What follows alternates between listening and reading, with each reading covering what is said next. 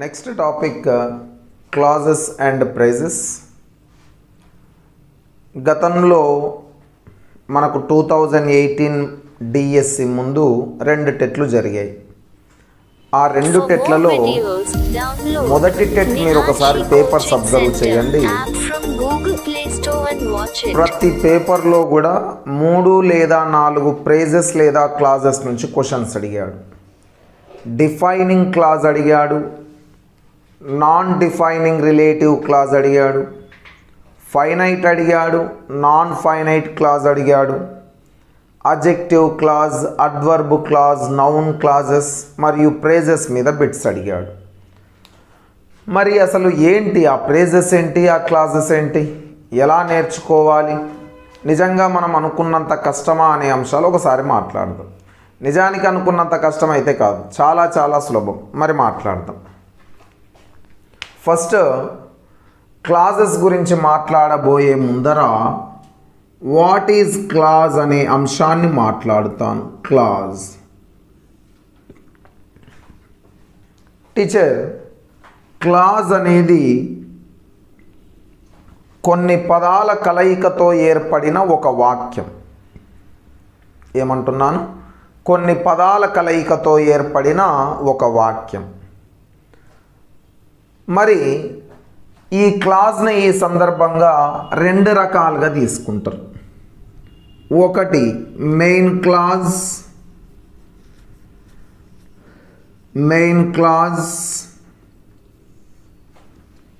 రెండవది subordinate clause. రెండవది ఏమంటున్నాను teacher? Subordinate clause. Already మీకు సింపుల్ కాంప్లెక్స్ కాంపౌండ్ సెంటెన్సెస్ చెప్పేటప్పుడే ఇవి చెప్పాను, అయినా మళ్ళీ ఒక్కసారి చెప్తున్నాను. మెయిన్ క్లాజ్ అంటే ఫస్ట్ రూల్ నెంబర్ 1 చూడండి. కొన్ని పదాల కలయికతో ఒక వాక్యం ఏర్పడి ఆ వాక్యము సంపూర్ణమైన పరిపూర్ణమైన అర్థాన్ని ఇవ్వగలిగితే, the sentence which can give the complete meaning itself. A sentence అయితే పూర్తి అర్థాన్ని కలిగి ఉంటుందో దానిని మెయిన్ క్లాజ్ అంటారు teacher. The sentence which can give the complete meaning itself. The sentence which can give the complete meaning itself. తనకు తాను పూర్తి అర్థాన్ని ఇచ్చుకోగలిగిన వాక్యము మెయిన్ క్లాజ్. సెకండ్ పాయింట్ ఏంటి టీచర్ అంటే, మెయిన్ క్లాజ్లో ఖచ్చితంగా సబ్జెక్టు మరియు వర్బులు కలిగి ఉంటాయి. ఏమేమి కలిగి ఉంటాయి? సబ్జెక్టు మరియు వర్బులను కలిగి ఉంటుంది. థర్డ్ పాయింట్ ఏంటంటే, మెయిన్ క్లాజ్ అనేది 12 టెన్సులలో ఏదో ఒక టెన్స్కు సంబంధం ఉండవచ్చు, లేదా మోడల్ యాక్సిలరీస్ను ఉపయోగిస్తూ టెన్స్కు సంబంధం కొన్ని ఉండకపోవచ్చు. నేనేమంటున్నాను? టెన్స్కు సంబంధం ఉండవచ్చు మెయిన్ క్లాజ్, లేదా లేకపోవచ్చు. ఉన్నా పర్లేదు, లేకపోయినా పర్లేదు. కానీ మెయిన్ క్లాజ్ అంటే ఒకే అంశాన్ని మీరు ఏం చెప్పగలగాలంటే పూర్తి అర్థాన్ని ఇవ్వగలిగిన వాక్యము అని చెప్పాలి teachers. The sentence which can give the complete meaning itself, the complete sense itself.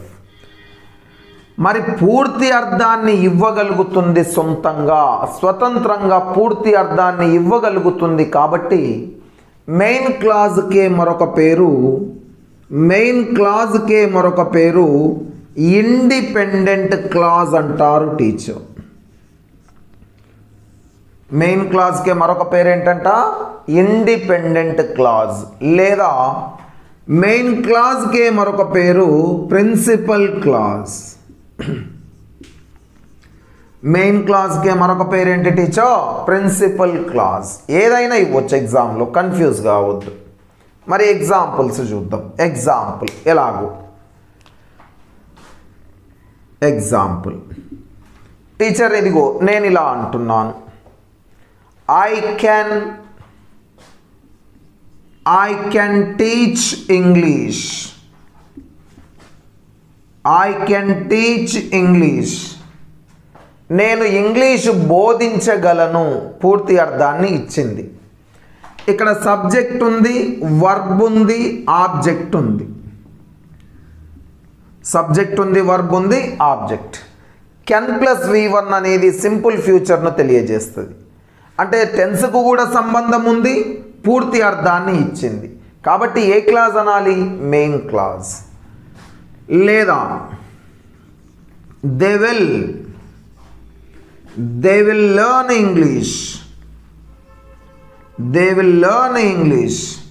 వారు ఇంగ్లీషు నేర్చుకోగలరు, నేర్చుకుంటారు, పూర్తి అర్థాన్ని ఇచ్చింది. సబ్జెక్ట్ ఉంది, విల్ ప్లస్ V1, వర్బ్ ఉంది, ఇంగ్లీష్ ఆబ్జెక్ట్ ఉంది, సింపుల్ ఫ్యూచర్. ఇది కూడా టెన్స్కు సంబంధం ఉండి పరిపూర్ణమైన అర్థాన్ని కలిగి ఉంది. కాబట్టి ఏ క్లాజ్ అనాలా? మెయిన్ క్లాజ్ అనాలి. Next we should help the poor. We should help the poor. మనం పేదవారికి సహాయం చెయ్యాలి, పూర్తి అర్థాన్ని ఇచ్చింది కానీ should help verb, V subject, the poor object. Should help అనేది 12 టెన్సుల్లో ఏ టెన్స్లో కూడా రాదు. ఎందుకు? షుడ్ అనే పదం 12 టెన్సుల్లో మీకు ఎక్కడ కూడా హెల్పింగ్ వర్బ్గా రాలే. ఎందుకు? V1 V2 ఉన్నప్పుడు డూ, డస్ లేదా డిడ్ వస్తే am, is, are, was, were, have, has, had, have been, has been, had been, shall, will, can, may, shall be, will be, shall have, will have been. ఇవి 12 టెన్సుల్లో వచ్చిన helping వర్బులు. కానీ 12 టెన్సుల్లో ఎక్కడ should, would, could, మైట్లు రాలేదు. కానీ should, would, could, మైట్లు అనేటటువంటి model యాక్సిలరీస్ను ఉపయోగించి వాక్యానికి పూర్తి అర్థాన్ని మనం ఇవ్వవచ్చు. కాబట్టి పూర్తి అర్థాన్ని ఇవ్వగలిగిన ప్రతి ఒక్క వాక్యము ఏమవుతుందంటే మెయిన్ క్లాజ్ అవుతుంది టీచర్. ఏమవుతుందంట? Main clause. So main clause ఏంటి అని ఎవరైనా అడిగితే మీరు ఏమైనా చెప్పొచ్చు. చూడండి, ఐ ఆమ్ ఏ టీచర్, నేను ఒక ఉపాధ్యాయుణ్ణి, దట్ ఈజ్ మెయిన్ క్లాజ్, పూర్తి అర్థాన్ని ఇచ్చింది. యు ఆర్ ఏ స్టూడెంట్, మీరు ఒక విద్యార్థి, పూర్తి అర్థాన్ని ఇచ్చింది. They are going to college, వారు కళాశాలకు వెళ్తూ ఉన్నారు, పూర్తి అర్థాన్ని ఇచ్చింది. ఐ ఆమ్ టీచింగ్ నౌ, నేను ప్రస్తుతం బోధిస్తూ ఉన్నాను, పూర్తి అర్థాన్ని ఇచ్చింది. You are listening English class, మీరు ఇంగ్లీష్ క్లాస్ వింటూ ఉన్నారు, పూర్తి అర్థాన్ని ఇచ్చింది. I have come here just now, నేను ఇప్పుడిప్పుడే ఇక్కడికి వచ్చాను, పూర్తి అర్థాన్ని ఇచ్చింది. అది ఏమైనా కానివ్వండి, పూర్తి అర్థాన్ని ఇవ్వగలిగిన ప్రతి ఒక్క వాక్యము మెయిన్ క్లాజ్ అవుతుంది. మెయిన్ క్లాజ్ అనేది సబ్జెక్ట్ వర్బ్ ఉంటుంది, టెన్స్కు సంబంధం ఉండొచ్చు ఉండకపోవచ్చు టీచర్. మెయిన్ క్లాజ్కే మరొక పేరు ఇండిపెండెంట్ క్లాజ్, దానికే మరొక పేరు ప్రిన్సిపల్ క్లాజ్. లేదా ఇలా కూడా అనొచ్చు, ఐ డోంట్ మీట్ యూ, నేను నిన్ను కలవను, పూర్తి అర్థాన్ని ఇచ్చింది, నెగిటివ్. అంటే ఏమైనా కానివ్వండి, పాజిటివ్ అయినా నెగిటివ్ అయినా పూర్తి అర్థాన్ని ఇవ్వగలిగితే అది main clause teacher. Next teachers, subordinate clause అంటే ఏంటో మాట్లాడుకుందాం, సరేనా? చూడండి, ఇది కొన్ని పదాల కలయికతో ఏర్పడి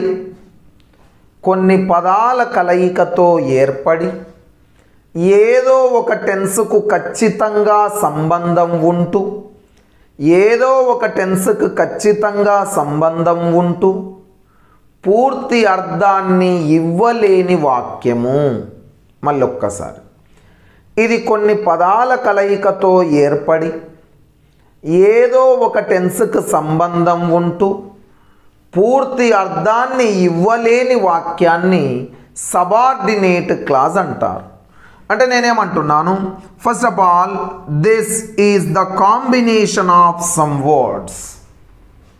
this is the group of some words, కొన్ని పదాల కలయిక. సెకండ్ పాయింట్ ఏమంటున్నాను, ఖచ్చితంగా ఈ వాక్యము ఏదో ఒక టెన్స్కు సంబంధం ఉంటుంది. మరి టెన్స్కు సంబంధం ఉంటుంది అంటే 12 టెన్సుల్లో ఏదో ఒక టెన్స్ ఫార్ములాను అది అనుసరిస్తుంది, అది ఏమైనా కావచ్చు. మరి అంటే ప్రతి టెన్సులో మనకు సబ్జెక్ట్ ఉంటుంది, ఇంకేముంటుంది టీచర్, వర్బ్ కూడా ఉంటుంది. అంటే సబార్డినేట్ క్లాస్లో సబ్జెక్ట్ వర్బులు కూడా ఉంటాయి. నెక్స్ట్ మూడో పాయింట్ ఏం చెప్తున్నాను, థర్డ్ పాయింట్ అంటే this sentence don't give the complete meaning itself. This sentence does not give, don't give కాదు, this sentence does not give the complete sense itself. అంటే పూర్తి అర్థాన్ని ఇవ్వలేదు. This sentence does not give the complete sense itself. సొంతంగా పూర్తి అర్థాన్ని ఇవ్వలేదు. ఇంకొక పాయింట్ ఏంటంటే సబార్డినేట్ క్లాజులో ఖచ్చితంగా సబార్డినేట్ కంజంక్షన్ ఉంటుంది. సబార్డినేట్ క్లాజ్లో ఖచ్చితంగా ఏముంటుంది, సబార్డినేట్ కంజంక్షన్ ఉంటుంది టీచర్. సబార్డినేట్ కంజంక్షన్ ఖచ్చితంగా ఉంటుంది. ఒకటే మాటలో చెప్పసారంటే సబార్డినేట్ కంజంక్షన్ కలిగిన వాక్యమే సబార్డినేట్ క్లాజ్ అవుతుంది. సబార్డినేట్ కంజంక్షన్ కలిగిన వాక్యమే సబార్డినేట్ క్లాజ్ అవుతుంది. పూర్తి అర్థాన్ని ఇవ్వగలుగుతుందా, సొంతంగా ఇవ్వదు. టెన్స్కు సంబంధం ఉంటుందా, ఖచ్చితంగా ఉంటుంది. అంటే ఏమేమి ఉంటుంది, సబ్జెక్ట్ ఉంటుంది, వర్బ్ ఉంటుంది. మరి ఇదిగో ఎగ్జాంపుల్స్ చూద్దాం. Examples, if you invite me, ఏమంటున్నాను, ఇఫ్ యూ ఇన్వైట్ మీ, నువ్వు నన్ను ఆహ్వానిస్తే, మీరు నన్ను ఆహ్వానిస్తే. యు అనేది subject, invite V1, me object, simple present tense, subject plus V1 plus object. మరి ఇక్కడ ఇఫ్ అనేది ఏ కంజంక్షన్, సబార్డినేట్ కంజంక్షన్. సబార్డినేట్ కంజంక్షన్తో కలిగిన ఈ మొత్తం వాక్యమే సబార్డినేట్ క్లాజ్ అవుతుంది. మీరు నన్ను ఆహ్వానించినట్లయితే పూర్తి అర్థాన్ని ఇచ్చిందా, ఇవ్వలేదు. టెన్స్కు సంబంధం ఉంటుంది, పూర్తి అర్థాన్ని ఇవ్వదు. ఖచ్చితంగా ఒక కంజంక్షన్ ఏముంటుంది, సబార్డినేట్ కంజంక్షన్ ఉంటుంది. వన్ మోర్,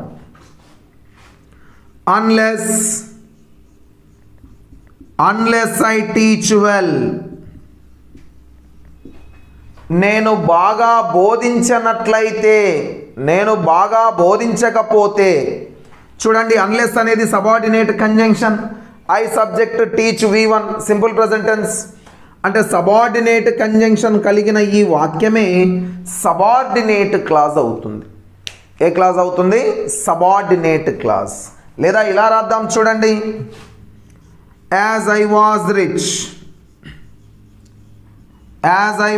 రిచ్, నేను ధనవంతుణ్ణి అవ్వటం వలన. యాజ్ అనేది సబార్డినేట్ కంజంక్షన్. మనం ఆల్రెడీ సబార్డినేట్ కంజంక్షన్స్ ఏవి, కోఆర్డినేట్ కంజంక్షన్స్ ఏవో మాట్లాడుకున్నాం. యాజ్ ఐ వాజ్ రిచ్, నేను ధనవంతుణ్ణి కావటం వలన. I subject, was helping verb, rich object. అంటే అది సింపుల్ పాస్ట్ టెన్స్. యాజ్ అనేది సబార్డినేట్ కంజంక్షన్. లేదా ఇలా అనొచ్చు కదా, when I came here,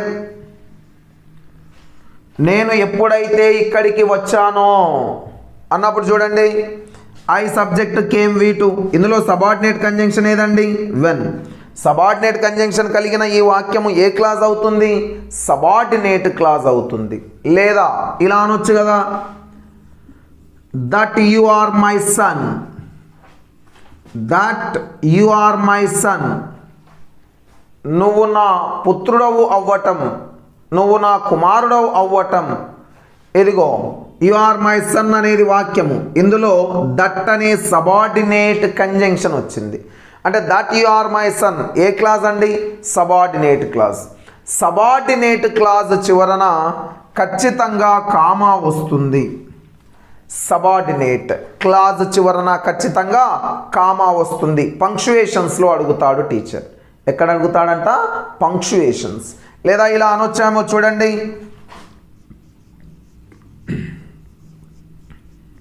while I was teaching, while I was teaching, నేను బోధిస్తూ ఉన్న సమయంలో. I was teaching past continuous subject verb ఉంది. while అనేది సబార్డినేట్ కంజంక్షన్. సబార్డినేట్ కంజంక్షన్ కలిగిన ఈ వాక్యమే సబార్డినేట్ క్లాజ్. ఇలా మనం ఎన్నైనా తీసుకోవచ్చు. సబార్డినేట్ క్లాజ్లో ఒక తోక ఉంటుంది, అంటే ఒక కంజంక్షన్ ఉంటుంది. ఆ తోకనే సబార్డినేట్ కంజంక్షన్ అవుతుంది టీచర్. కాబట్టి టెన్స్కి సంబంధం ఉన్నా లేకపోయినా పూర్తి అర్థాన్ని ఇస్తేనేమో మెయిన్ క్లాజ్, టెన్స్కి ఖచ్చితంగా సంబంధం ఉండి సబ్జెక్టు వర్బును కలిగి ఉండి పూర్తి అర్థాన్ని ఇవ్వలేని వాక్యము సబార్డినేట్ క్లాజ్. సబార్డినేట్ క్లాజ్ అనేది చూడండి, if you invite me I will come. మీరు నన్ను ఆహ్వానిస్తే నేను వస్తాను. ఐ విల్ కమ్ అనేది మెయిన్ క్లాజ్, అవునా? అంటే సబార్డినేట్ క్లాజ్ అనేది పూర్తి అర్థాన్ని ఇవ్వాలంటే మెయిన్ క్లాజ్ మీద ఆధారపడుతుంది. మీరు నన్ను ఆహ్వానిస్తే పూర్తి అర్థం రాలేదు, నేను వస్తాను అంటే ఇది పూర్తి అర్థాన్ని ఇవ్వాలంటే మెయిన్ క్లాజ్ మీద ఆధారపడుతుంది. సబార్డినేట్ క్లాజ్కు ఆధారపడే గుణం ఉంటుంది, పూర్తి అర్థాన్ని ఇవ్వాలంటే ఆధారపడుతుంది. కాబట్టి సబార్డినేట్ క్లాజ్కే మరొక పేరు డిపెండెంట్ క్లాజ్ అంటారు టీచర్. సబార్డినేట్ క్లాజ్కి మరొక పేరు ఏంటంట? Dependent clause. మీకు ఖచ్చితంగా సబార్డినేట్ క్లాజ్ను గుర్తుపట్టడం రావాలి. సబార్డినేట్ క్లాజ్ను గుర్తుపట్టడం వస్తేనే క్లాజెస్ అనే టాపిక్ వస్తుంది. సబార్డినేట్ క్లాజ్ను గుర్తుపట్టాలంటే ఒకటే, సబార్డినేట్ కంజంక్షన్ వాక్యంలో ఉంటుంది, పూర్తి అర్థాన్ని ఇవ్వదు, టెన్స్కి సంబంధం ఉంటుంది, అంటే సబ్జెక్ట్ వర్బ్ ఉంటుంది, ఒక తోక ఉంటుంది, సబార్డినేట్ కంజంక్షన్ అనే ఒక తోక ఉంటుంది. వాటిని మనం ఏ క్లాజ్ అని గుర్తుపట్టాలి? Subordinate clause. దానికి మరొక పేరు డిపెండెంట్ క్లాజ్. ఇక రెండవది ఆన్ గురించి మాట్లాడదాం. ఆన్. ఆన్ అంటే మీద అని అర్థం. ఆన్ అంటే మీద. Rule number 1 teachers, rule number 1, days మరియు డేట్స్, డేస్ మరియు డేట్స్ ముందు ఆన్ ఉపయోగించాలి టీచర్. డేట్స్ మరియు డేస్ ముందు ఆన్. డేస్ అంటే ఉదాహరణకి సండే, సండే లేదా Monday, Sunday, Monday, Tuesday, Wednesday, Friday, Saturday, Sunday, ఇలా ఏవైనా కావచ్చు. I came here dash Sunday అంటాడు. రోజు ఎక్కడొచ్చినా సరే రోజు యొక్క పేరు ముందు ఖచ్చితంగా ఆన్ రావాలి టీచర్. ఖచ్చితంగా ఏం రావాలి? ఆన్ రావాలి. ఒక ఎగ్జాంపుల్ రాద్దాం. ఉదాహరణకి నేను ఇలా అన్నాను, they will come here dash Monday అని ఇస్తాడు teacher. They will come here dash Monday. Monday అనేది రోజు యొక్క పేరు. రోజుల పేర్ల ముందు ఏం రావాలంటున్నాను? ఆన్ రావాలి. ఏం రావాలి? ఆన్. మరియు డేట్స్ అంటున్నాను కదా, ఏమంటున్నాను?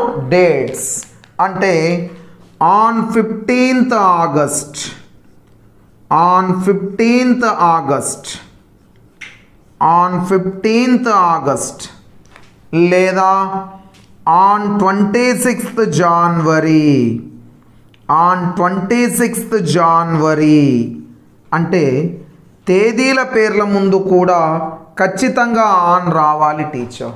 ఏం రావాలి? ఆన్. ఫర్ ఎగ్జాంపుల్ చూద్దాం. Example, India got independence dash 15th August dash 15th August. Date వచ్చినప్పుడు ఖచ్చితంగా రావాల్సిన ప్రిపోజిషన్ ఏంటంటే ఆన్ రావాలి టీచర్. ఏం రావాలి? ఆన్. ఓకేనా? ఆన్ వచ్చినప్పుడు మీరు అబ్జర్వ్ చేస్తే ఎలాంటి ఆర్టికల్స్ రావట్లేదు అని అబ్జర్వ్ చేయాలి. ఆర్టికల్స్ లేవు. ఓకేనా? నెక్స్ట్ రూల్ నెంబర్ 2 జాగ్రత్తగా వినండి. రూల్ నెంబర్ 2 ఏంటంటే ఆన్ ఫుట్ అని ఉపయోగించాలి. On foot. బై వాక్ అని ఉపయోగించాలి టీచర్. By walk. ఈ రెండు పదాలను ఉపయోగించాల్సి వస్తే ఫుట్ అనే పదం ముందు ఆన్ రావాలి, వాక్ అనే పదం ముందు బై రావాలి. ఇలా వచ్చినప్పుడు మధ్యలో ఎలాంటి ఆర్టికల్స్ రాకూడదు. ఏ, ద, యాన్ రాకూడదు. Example, she came here dash foot అని ఇస్తాడు టీచర్. Dash foot. అప్పుడు ఫుట్ అనే పదం వస్తే ఏం రావాలి? On. Correction of the sentence ఏం చేస్తాడంటే she came here on the foot అని ఇస్తాడు. ఏమిస్తాడు? On the foot. On the foot అనే పదము లేదు టీచర్. మనకున్నది కేవలం ఆన్ ఫుట్ మాత్రమే. దా తీసేయాలి. ఓకేనా? సేమ్ అదేవిధంగా he came here by walk అని ఉపయోగించాలి teacher. He came here by walk. Walk అనే పదం వస్తే బై రావాలి, ఫుట్ అనే పదం వస్తే ఆన్ రావాలి టీచర్స్. ఈ రెండు చాలా ముఖ్యమైన అంశాలు. ఓకేనా? Right teachers. రూల్ నెంబర్ 3 జాగ్రత్తగా వినాలి. ఆన్ అనే పదం ఉదాహరణకి మనం ఎక్కడ తప్పు చేస్తామంటే టీవీలో సినిమా చూస్తున్నాము అంటే మనం ఓహో ఇన్ టెలివిజన్ అని అనుకుంటాం. రేడియోలో పాటలు వింటున్నాము, ఓహో రేడియోలో, ఇన్ రేడియో అనుకుంటాం. మళ్ళీ కొన్ని సందర్భాల్లో ఈ సందర్భం వచ్చినప్పుడు ఏ సందర్భాలు చూడండి. ఎలక్ట్రానిక్ పరికరాలు వచ్చినప్పుడు స్పెషల్లీ ఆన్ టెలివిజన్ అనాలి. ఇన్ టెలివిజన్ కాదు, ఆన్ టెలివిజన్ అనాలి టీచర్. On television. మరలా ఆన్ స్ట్రైక్. స్ట్రైక్లో ఉన్నాము అన్నప్పుడు ఆన్ స్ట్రైక్. ఫస్ట్ ఇవి రాస్తాను. ఆన్ టెలివిజన్, ఆన్ స్క్రీన్ అంటారు. On screen chemistry. హీరో హీరోయిన్ల యొక్క ఆన్ స్క్రీన్ కెమిస్ట్రీ బాగుందంటారు. మీరు ఎప్పుడైనా పెద్ద థియేటర్లోకి ఐమాక్స్ అలా వెళ్తే ఐమాక్స్ ఐనాక్స్కి ఆన్ స్క్రీన్ 2, ఆన్ స్క్రీన్ 4 అని ఉంటుంది టికెట్ మీద. On screen. లేదా ఆన్ ది రేడియో అనాలి. ఆన్ రేడియో కాదండి, ఆన్ ది రేడియో. లేదా on the telephone. On the telephone అంటే మొబైల్ అని అర్థం. మొబైల్. లేదా చూడండి ఇలా కూడా ఉపయోగిస్తాడు. On bicycle. On bicycle. లేదా ఆన్ బైక్. On bike. మనం ఒకవేళ లీవ్లో ఉన్నామంటే ఆన్ లీవ్ అంటాము teacher. On leave. We are on అంటాం. లేదా ఎక్కడికైనా వస్తూ ఉన్నప్పుడు ఆన్ ద వే అంటాం. ఆన్ వే కాదు, ఆన్ ద వే అంటాం. ఆన్ ద వే. ఇక్కడ ముఖ్యమైన అంశం ఏంటంటే జాగ్రత్తగా వినాలి. టెలివిజన్ ముందర ఆన్ అనే ప్రిపోజిషన్ వస్తే టెలివిజన్ ముందు నో ఆర్టికల్. చాలా ఇంపార్టెంట్.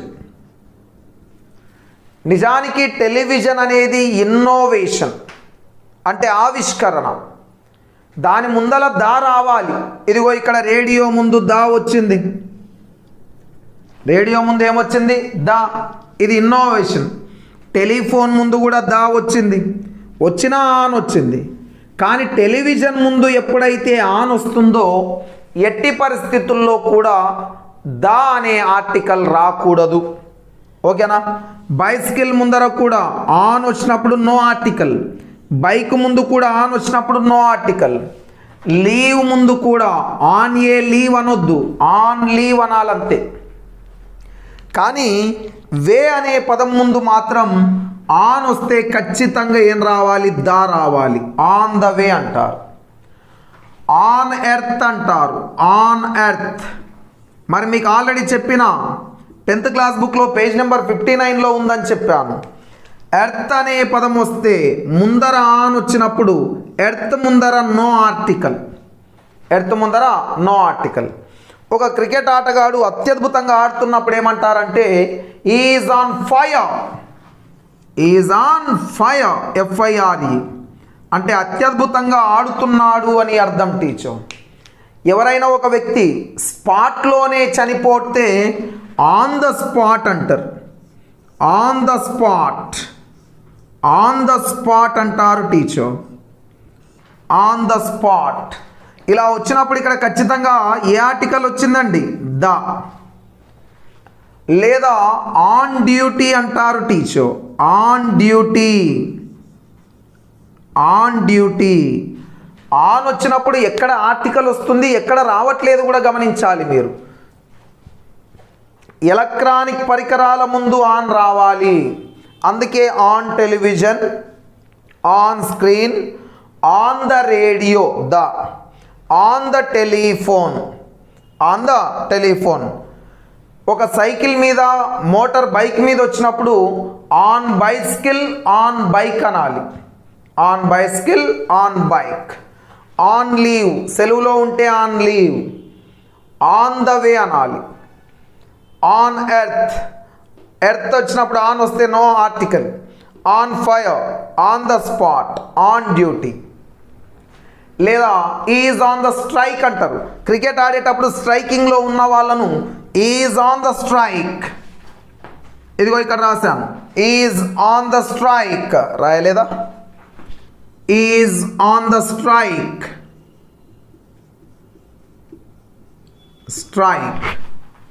సో ఇలాంటి పదాల ముందర ఖచ్చితంగా ఆన్ రావాలి teacher, right? Teacher on strike అనాలి, ఆన్ ద స్ట్రైక్ కాదు. ఏమంటున్నాను? On strike. తర్వాత డైట్లో ఉంటే ఆన్ ఏ డైట్ అంటారు టీచర్, ఆన్ ఏ డైట్. ఏమంటారు టీచర్? On a diet. ట్రిప్పులో ఉంటే ఆన్ ఏ ట్రిప్ అంటారు టీచర్, ఆన్ ఏ ట్రిప్. ఏదైనా ఒకటి లోన్లో తీసుకుంటే ఆన్ లోన్ అంటారు, ఆన్ లోన్. దా రావద్దు అక్కడ. ఏదైనా ఒకటి పిల్లి గోడ మీద ఉందనుకోండి ఆన్ ద వాల్ అంటారు, దా రావాలి. On the wall, on the wall. వీటిపైన బిట్స్ అడుగుతున్నాడు. టెలివిజన్ ముందు ఆన్ వస్తే నో ఆర్టికల్, ఎర్త్ ముందు ఆన్ వస్తే నో ఆర్టికల్, స్క్రీన్ ముందు ఆన్ వస్తే నో ఆర్టికల్. కానీ రేడియో టెలిఫోన్ వస్తే మాత్రం ఏం రావాలా? దా రావాలి. ఏం రావాలి? దా. వాల్ వచ్చినప్పుడు కూడా ఏం రావాలి? దా రావాలి. కానీ డైట్ లేదా ట్రిప్ లేదా టూర్, ఆన్ ఏ టూర్ అంటాడు, ఆన్ ఏ టూర్. ఏ వస్తుందన్న అంశాన్ని మనం గమనించాలి టీచర్స్. ఓకేనా? ఎగ్జామినేషన్లో అడిగితే ఉదాహరణకి మొన్న జరిగిన ఎగ్జామినేషన్లో అడిగిన క్వశ్చన్, మొన్న జరిగిన ఎగ్జామినేషన్లో అడిగిన ప్రశ్న ఎలా అడిగాడంటే is the tallest man on dash earth అన్నాడు, ఆన్ డాష్ ఎర్త్. అక్కడ ఆర్టికల్ ఏం రావాలన్నాడు? No article. ఎందుకు ఆర్టికల్ రాకూడదు? ఎర్త్ ముందర ఏమొచ్చిందండి? ఆన్. ఏమొచ్చింది టీచర్? ఆన్. ఎర్త్ ముందర ఆన్ వస్తే ఆర్టికల్ వస్తుందా? రాదు. One more question. I am watching a movie dash television. Dash television. In టెలివిజనా ఆన్ టెలివిజనా? On television. ఏం రావాలి టీచర్? On television. నెక్స్ట్ మూడవది I am listening songs. I am listening songs. Songs dash the radio. Dash the radio. ఇప్పుడు ఏం రావాలి teacher మన answer? On the radio. ఏం రావాలి టీచర్? On the radio. ఇలా అంటాడు, Sehwag is on fire. Sehwag is on fire. I am watching a movie on screen 4. I am watching a movie on screen 4. I am on leave. I am on leave. I am on duty. I am on duty. I am on the way. I am on the way. ఇవన్నీ వీటికి ఉదాహరణలుగా తీసుకోవచ్చు teachers. Teachers rule number 4. On అంటే మీద అనే అర్థం వస్తుంది కదా, అందుకే మీద అనే అర్థం వచ్చేటట్లు మనం చూద్దాం. The cat sat dash the table అంటాడు. Dash the table. పిల్లి టేబుల్ పైన కూర్చుందంట అంటే మనం ఏమనాలి? On. Sat on the table. లేదా the students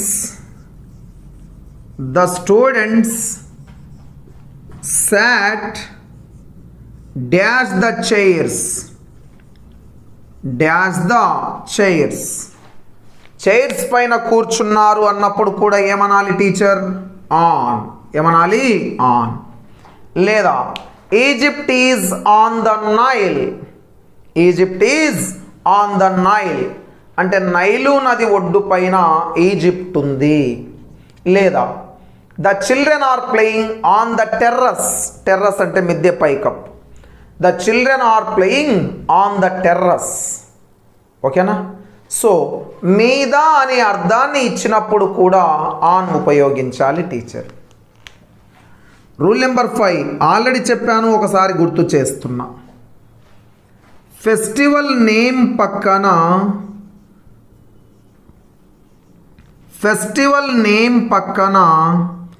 డే అనే పదం వస్తే, ఫెస్టివల్ నేమ్ పక్కన డే అనే పదం వస్తే ఫెస్టివల్ నేమ్ ముందు ఆన్ ఉపయోగించాలి. అవును కదా? ఇదే కదా మాట్లాడుకుంది. అందుకే మనం ఏమన్నాము? ఆన్ క్రిస్మస్ డే అన్నాం. ఏమన్నాము టీచర్? ఆన్ క్రిస్మస్ డే అన్నాం. ఓన్లీ క్రిస్మస్ వస్తేనేమో ఎట్. కేవలం పండగ పేరు వస్తే ఎట్. కానీ పండగ పేరు పక్కన డే వస్తే ఏం రావాలంటున్నాను? ఆన్ రావాలి టీచర్. ఏం రావాలి? ఆన్. టీచర్స్ ఆన్తో పాటుగానే మనం ఇంకో అంశాన్ని మాట్లాడుకోవాలి. అపాన్. ఆన్ అయిపోయిన తర్వాత అపాన్ గురించి మాట్లాడాలి. మరి ఆన్ అంటే మీద లేదా పైన. మరి అపాన్ అంటే తేడా. అపాన్ అంటే మీదకు లేదా పైకి. మీదకు లేదా పైకి అనే అర్థాన్ని ఇస్తుంది టీచర్. అసలు ఈ రెండిటి మధ్య తేడా ఏమిటి, ఎప్పుడెప్పుడు ఉపయోగించాలో చూద్దాం టీచర్. ఫర్ ఎగ్జాంపుల్ ఇది ఒక టేబుల్. ఈ టేబుల్ పైన ఒక పిల్లి పడుకొని ఉంది అనుకో. ఒక పిల్లి పడుకొని ఉంది. మరి ఈ టేబుల్ పైన ఈ పిల్లి పడుకున్నప్పుడు ఆ టేబుల్ మరియు ఈ పిల్లికి మధ్య టచ్ ఉంటుందా ఉండదా? ఇది ఒక టేబుల్, దీనిపైన పిల్లి పడుకుంది. కింద ఉన్న టేబుల్కి పిల్లికి టచ్ ఉంటుంది కదా. అంటే పైన ఉన్నటువంటి సబ్జెక్ట్ కింద ఉన్నటువంటి సబ్జెక్టుకు టచ్లో ఉంది. ఉండి పిల్లి పడుకొని ఉంది కదా, అంటే కదలిక ఉందా లేదా? లేదు. కదలిక లేదు. కదలిక లేకపోతే ఆన్ ఉపయోగించాలి. సబ్జెక్టులో కదలిక లేకపోతే if there is no movement in the subject, there is no movement in the subject. ఇదిగో నా చేతి పైన పెన్ ఉంది, కదలిక ఉందా? లేదు. మరి లేకపోతే ఆన్ ఉపయోగించాలి. కానీ చూద్దాం. ఇక్కడ పిల్లి పడుకుంది, ఇక్కడ ఎలుక వెళ్తూ ఉంది. ఇలా వెళ్తూ ఉన్నప్పుడు పిల్లికి మెలకు వచ్చి ఏం చేసింది? పిల్లి ఎలుక పైకి దూకింది. పిల్లి ఎక్కడికి దూకింది? ఎలుక పైకి దూకింది. పిల్లి ఇలా ఎలుక పైకి అన్నప్పుడు పిల్లిలో కదలిక ఉందా లేదా? ఉంది. కదలిక ఉంటే అపాన్ రావాలి. కదలిక ఉంటే ఏం రావాలి? అపాన్. అందుకే the cat jumped upon the rat అంటావు, ఆన్ ద ర్యాట్ అనవు, అపాన్ ద ర్యాట్. అపాన్ అనేది కదలిక ఉంటే, సబ్జెక్టులో కదలిక ఉంటే అపాన్ రావాలి, కదలిక లేకపోతే ఆన్ రావాలి. అందుకే ఎగ్జాంపుల్ తీసుకుంటే టీచర్, ఎగ్జాంపుల్ తీసుకుంటే the cat sat on the table అంటాం. The cat sat on the table అంటాం. కానీ అపాన్ ఎలా వాడతాం చూడండి. The cat jumped dash the rat అంటాడు. Dash the rat. పిల్లి ఎలుకపైకి దూకాలంటే కదలిక ఉండాలా ఉండకూడదా? ఉండాలి. కాబట్టి ఆనా అపానా? అపాన్. అదేవిధంగా ఒక సింహం ఒక జింకపైకి దాడి చెయ్యాలన్నప్పుడు కూడా, ఉదాహరణకి ఇక్కడ సింహం ఉంది, ఇక్కడ జింక ఇలా దూకుతుంది అంటే సింహంలో కదలిక ఉంటుంది. కదలిక ఉంటే ఆనా అపానా? అపాన్. అందుకే the lion jumped dash the deer అంటాడు. Dash the deer. డీర్స్ అనకూడదు. డీర్ జింక అయిన డీరే అనాలి, జింకలు అయిన డీరే అనాలి. ఏ డీర్ ఒక జింక, ద డీర్ జింకలు. So lion jumped upon the deer. Upon the deer అంటే అపాన్ అనే సందర్భం ఎప్పుడంటే సబ్జెక్టులో కదలిక ఉండాలి టీచర్. సబ్జెక్టులో కదలిక ఉండాలి. ఉన్నప్పుడు ఆన్ రావాలా అపాన్ రావాలా? అపాన్ రావాలి. ఎగ్జామినేషన్లో ఇలా రేపటి రోజు మీరు టీచర్ అయ్యాక ఈ రెండింటికి మధ్య క్లియర్గా తేడా తెలియకపోతే విద్యార్థికి ఎక్స్ప్లెయిన్ చేయలేరు. రెండు మీద మీద మీద అనే ఆలోచన వస్తుంది తప్ప దానికి అర్థం చెప్పడానికి రాదు. కాబట్టి జాగ్రత్తగా నేర్చుకోవాలి. టీచర్ వన్ మోర్, అపాన్ గురించి ఇంకొక రూల్ చెప్తున్నాను, జాగ్రత్తగా వినండి. Upon we are used to emphasize. We are used to emphasize. We are used to emphasize ఏదైనా ఒక అంశాన్ని నొక్కి చెప్పడం. ఎప్పుడు? the large number of amount. ఏదైనా ఒక అంశం ఎక్కువ సంఖ్యలో ఉన్నప్పుడు, ఏదైనా ఒక అంశం ఎక్కువ సంఖ్యలో ఉన్నప్పుడు దాన్ని నొక్కి చెప్పడానికి అపాన్ ఉపయోగిస్తాడు. నొక్కి చెప్పడానికి. అందుకే thousands upon thousands of letters అంటాడు. thousands upon thousands of letters. చాలా లేఖలు, వేల కొద్ది లేఖలు, చాలా అంటే ఎక్కువ సంఖ్య అని నొక్కి చెప్పడానికి, ఎంఫసైజ్ చెప్పడానికి ఏం వాడతాడంటే thousands upon thousands of letters. లేదా mile upon mile, miles upon miles of dusty road. Miles upon miles of dusty road. చాలా మైళ్ళు డస్టీగా ఉంది రోడ్ అని చెప్పడానికి మైల్స్ అపాన్ మైల్స్. అంటే ఒక డిస్టెన్స్ను కానీ ఒక అమౌంట్ను కానీ నొక్కి చెప్పడానికి కూడా అపాన్ ఉపయోగిస్తారు టీచర్. లేదా ఫార్మల్ వే చెప్పడానికి లేదా కథలు చెప్పేటప్పుడు మనం ఏమంటామంటే వన్స్ అపాన్ ఏ టైం అంటాం. వన్స్ అపాన్ ఏ టైం, వన్స్ అపాన్ ఏ టైం. లేదా రో అపాన్ రో, రో అపాన్ రో, ఒకదాని మీద ఒక వరస. అంటే టీచర్ ఒకటి సబ్జెక్టులో కదలిక ఉన్నప్పుడు అపాన్ రావాలి, ఏదైనా ఒక నంబర్ను నొక్కి చెప్పడానికి అపాన్ రావాలి. వన్స్ అపాన్ ఏ టైం అనే సందర్భంలో కూడా ఏం రావాలి టీచర్ అంటే అపాన్ రావాలి టీచర్. ఇది ఆన్ మరియు అపాన్కు మధ్య ఉన్న పోలిక ఇది. అవి అపాన్కు సంబంధించిన నియమాలు. రైట్. అయితే మీ అందరికీ నేను చెప్పేది ఒకటే, నిహాన్సీ కోచింగ్ సెంటర్ కేవలం పేద విద్యార్థులను చదివించడం కోసం మాత్రమే ఏర్పడింది.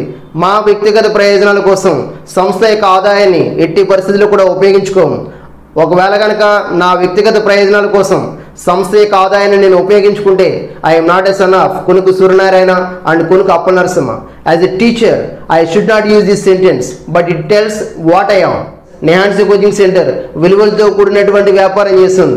Yes we are doing business but not for me, not for you, just for poor talented students. Just support us. Thank you guys.